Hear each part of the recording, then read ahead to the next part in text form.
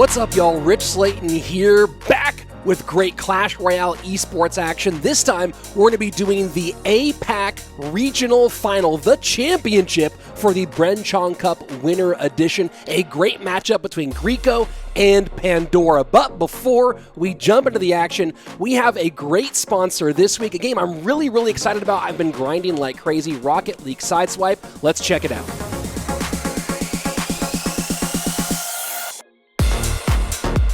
Big thanks to Rocket League Sideswipe for sponsoring today's video. I've been playing a ton, and you can too. Go right now to the link in my description and download the mobile version of Rocket League. And I say version, this is not just a port of Rocket League like you've experienced on PC and console. This is a brand new version of that same experience built specifically for your phone or tablet from the ground up. It has all the things that you love about Rocket League, in particular, the high-flying, high-octane action, the crazy plays, the big goals, the big saves, the close calls, the last-second wins, all those things now in the palm of your hand, and of course, all the other stuff you love about Rocket League, the customization, making the coolest car with all the different things you unlock both in that trophy road and, of course, throughout the shop. But on top of that, if you're like me, if you're on this channel, you love the competitive side, and Rocket League Sideswipe has not one, not two, but 3 different game modes, each with their own competitive ladder, each with their own league play that you can progress through with your top tier gameplay. This is so much fun. I'm super excited to play it with you guys, so go ahead again in the description below and download Rocket League Sideswipe and jump in with me for a battle inside the arena.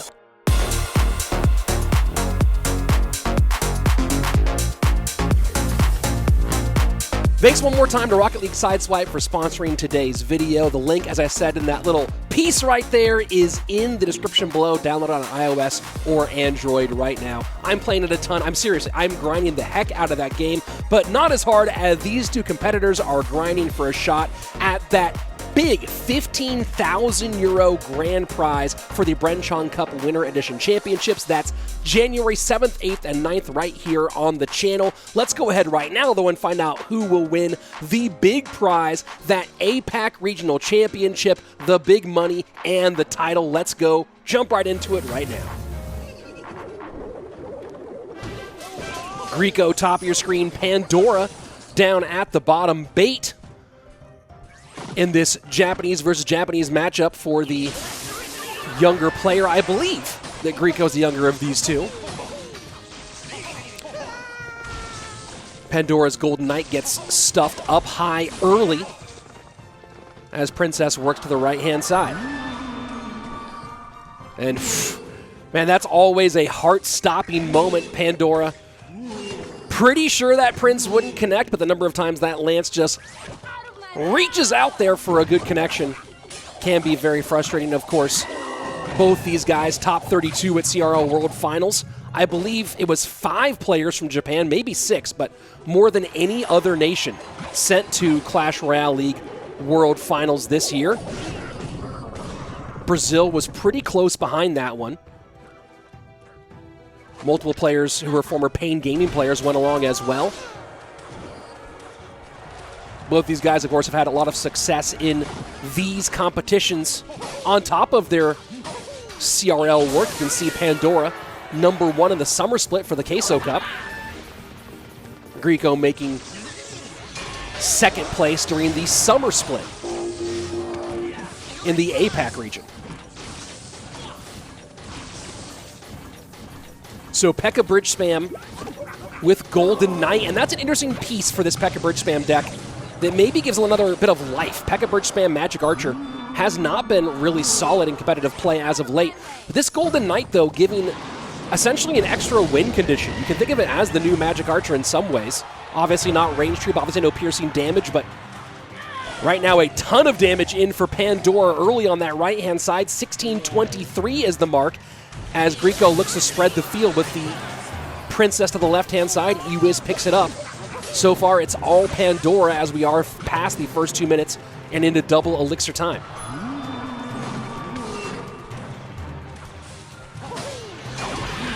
The pressure so far has been relentless, playing bait from behind, never a good thing. and easy control of that Prince dash there. So will be a very healthy Mama Pekka going the opposite direction. And oh, just from bad to worse from Griko. The bar barrel goes high to deal with those rascals. It's the Royal Ghost low, perfectly picking up the inside placement on that Goblin Barrel. And that Royal Ghost doing double duty here, going coast to coast, triple duty if you will.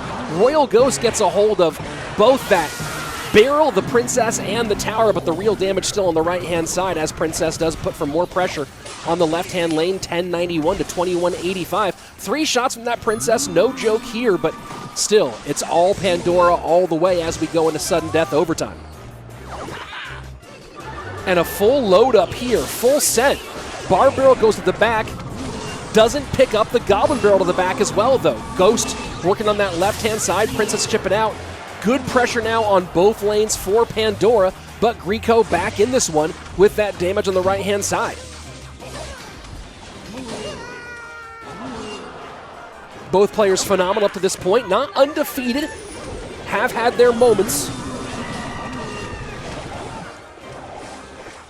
8 wins for both, the 9th would be the most important, and that is a Ram Rider connection for Pandora.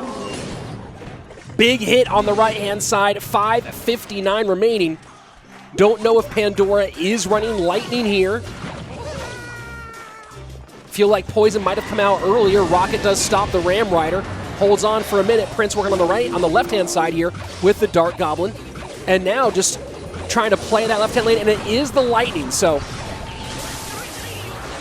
right now just one Lightning away. A few Lightning block opportunities here for Griko. You have the Rascals, the Guards, and the Goblin Barrel. Pekka hits the left-hand side, and now there's no way you can block. Both options now on the table here for Pandora. Goes, finishes things off. GG, well played. Pandora getting game number 1 in decisive fashion, never in doubt. And you saw there for a moment that opportunity. Maybe Griko could have gone for the Lightning block and pushed the opposite direction. Still with Goblin Barrel against Bar Barrel, going to be hard either way to make that one happen. But Mama Pekka connects, and that's it for game number 1. So let's jump ahead right into game number 2 and see if there's any possibility that Griko gets this one back. Lightning out for Pandora. Log Rocket for Griko. And Arrow's going to be nice for him in this matchup. Dark Prince and Arrows, this is pretty solid counter for Griko in this APAC championship. And one wall breaker does sneak on through to the left-hand side, 2260 remains.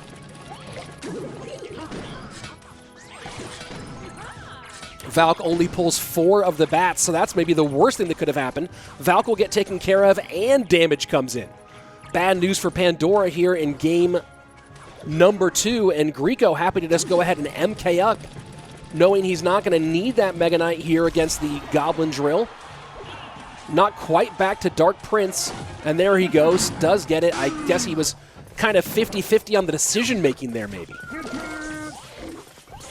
Wall breakers split high, taking care of defensive wall breakers. Not going to do a whole lot here. Valkyrie trying to hold in the middle. Arrows looking to make some room. They don't do it, though.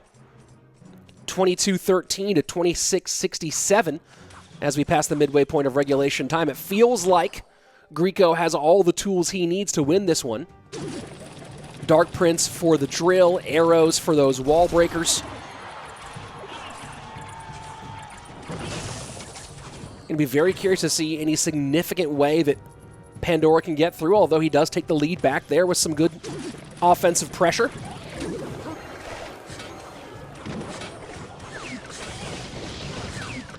And maintains it with the Fire Spirit into the right-hand lane. Here we go into sudden death overtime as Griko pulls out the second champion of this matchup, Archer Queen. And of course, with Lightning not available, that makes her even more devastating. And I don't see other really phenomenal counters for Pandora in this Archer Queen. So this is just going from bad to worse for him. Miner goes with the back, wall breakers up high, Arrows to maybe just help on the tower there a bit. Did not get the guards. But Bat's Mega Knight more than up to the task to shut things down. This is just all in the hand of Griko right now, despite Pandora putting good damage on that right-hand lane. The low Tesla, smart play to deal with both the wall breakers and the miner, but you see the damage done no matter what. Drill to turn the... Wow. Drill turns the Dark Prince back, doesn't matter. Arrows cleans all that up.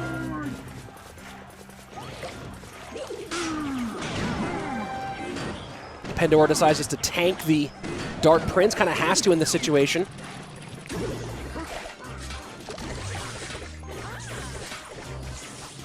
Down to 595, getting very close. This is not really going to be a lot of spell cycle, I don't believe, for Griko. Could be wrong. Pandora still going to that outside corner every time. Has not varied drill placement much.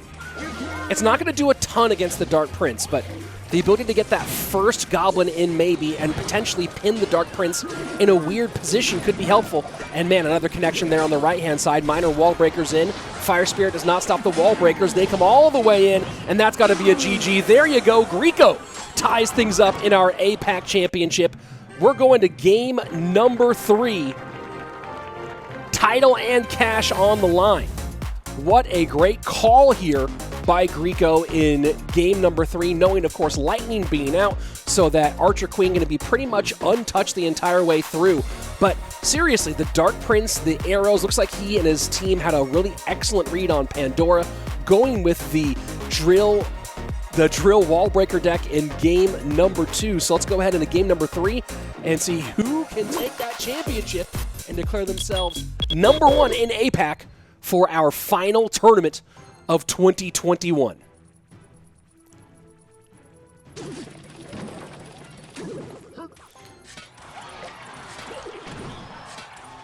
So minor bats to open for Pandora. Did he go copy deck here? I believe every single card. Nope, and you see a change already with the Knight as card number 3. Golden Knight out for Griko, so expect some excitement here. I'm anticipating a Archer Queen as a part of this deck here for Pandora. We'll see if Griko decided to go in. There you go, AQ up high and Lightning immediately. That was my big question here. AQ was definitely to come out here for Pandora in game 3. You know, it's one of those questions where would Pandora have been better served predicting the anti-AQ and going with something that really is phenomenal against that Lightning? Some of the mind games, of course, of the dual mode battles. Miner picked up easily by those skeletons.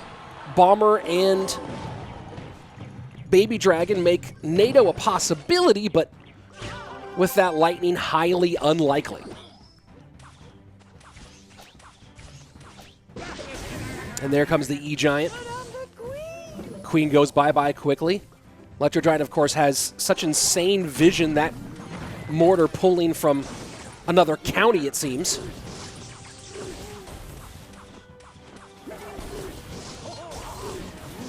Knight comes out to finish and distract Baby Dragon nicely as we are passing into the double elixir period. It is Pandora with the lead, 24-72 up against the 28-92. And that's going to be a -1 trade pretty consistently. Does it work? And oh my word, went just a little bit off, did Pandora, and that is absolutely frustrating. Yes, mortar is a major part of trying to win this game, but remember that mortar has to be played defensively mostly to deal with those Electro Giants. So that's a very, very early King Tower activation. Great recognition from Griko.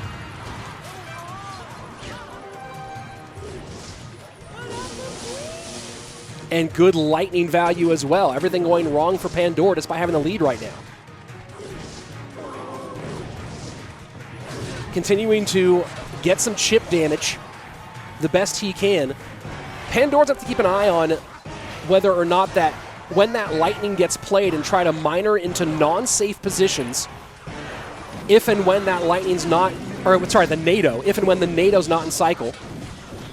And there you see going to the inside here, picked up by the Bomber, though. This deck does cycle very quickly from Pandora, so it's possible when we get into triple that he can mortar low, then mortar high for damage. There you go. And there's the mortar coming back in high.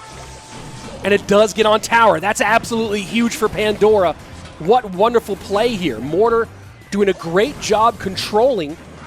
And that second high mortar, Griko, with no control maneuver. Did not pick up the mortar at all. And now he's in a lot of trouble. NATO late there. Does not get the Golden Knight connection to tower. Pandora firmly in control, and now things looking very good. He can control those Electro Giants very well with mortars. He can cycle back very quickly to keep the control up and just pressure here. Bats in on the right-hand side, not really what he's concerned about. Log chips down a bit more on the left-hand lane. Archer Queen has to be picked up, and she still gets 2 shots on the left-hand side. Pandora running away with this one in game number 3. And now just spell cycle in and fireball away. What a game by Pandora, despite the King Tower activation. The mortar AQ far too strong. And Griko, excellent matchup work in game number 2. It's Pandora and his team with a beautiful call in game 3. And man, he was already pulling away, but that second mortar, the high mortar, Griko not able to stay on board with it and stop that last chunk of damage. Didn't get the pickup there on the mortar, and there you have Pandora, our APAC champion. Congratulations, Pandora, for winning the title and, of course, taking home, I believe, $2,000 approximately. 2,000 euros maybe it was. A big grand prize, and of course, going to have nice seeding going into that overall World Championship for the Bernard Chong Cup Winter Edition. And we should get a look here in just a moment at our top 4. And there you have it. Representing APAC in the World Championship, Pandora, Griko, Curry, and Line.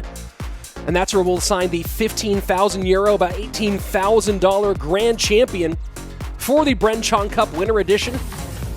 And we'll see you here, of course, on this channel. That's January 7th, 8th, and 9th. Friday, Saturday, Sunday for the culmination, the World Championships, where the top 4 from APAC, the top 4 from EMEA, Europe, Middle East, and Africa, and the top 4 from the Americas region all come together to decide the world champion of the Bernard Chong Cup Winter Edition. That's it for this video, folks. Hope you enjoyed it. We have more of these coming along very soon, including the European Championship right here on this channel. So if you haven't yet, go ahead, subscribe to the channel, like this video, all that good stuff, and I will see you back here very soon for more Clash Royale esports action. As always, be excellent to each other.